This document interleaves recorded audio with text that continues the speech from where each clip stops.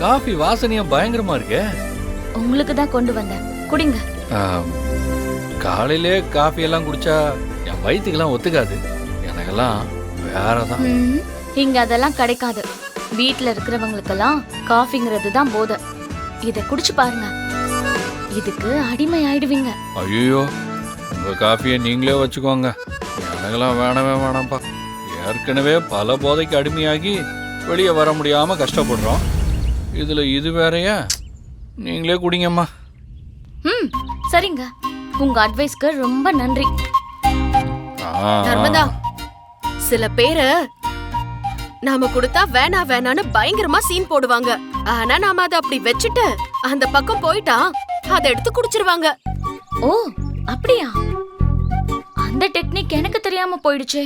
இங்க வச்சுட்டு போயிடணுமா? ஆமாமா, நீ இத வச்சுட்டு அந்த பக்கம் போயிட்டனா ஆசையா கொடுத்திருக்கீங்க, உங்க மனசு கஷ்டப்படக்கூடாது அப்படி இப்படின்னு ஃபீல் பண்ணி அதை எடுத்து டேஸ்ட் மட்டும் பாப்பாங்க. ஒரு டம்ளர் காஃபி காலி ஆயிடும். ஏய், நான் நைட்டு சொன்னதுல தப்பே இல்ல. என்ன சொன்ன? உடம்பு முழுக்க திமிருன்னு. என்னது? என்ன சொன்ன?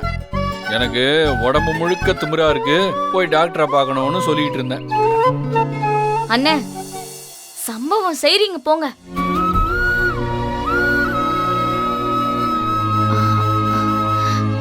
என்னாச்சு? ஏதோ திடீர்னு வாய் வார்த்தையா அண்ணன்னு சொல்லிட்ட. எனக்கு குடும்பம் சொந்தம்னு சொல்லிக்க எதுவுமே இல்லைம்மா. அதனால நீ அண்ணன்னு சொன்னதும் என் மனசுக்கு ஏதோ பண்ணுது.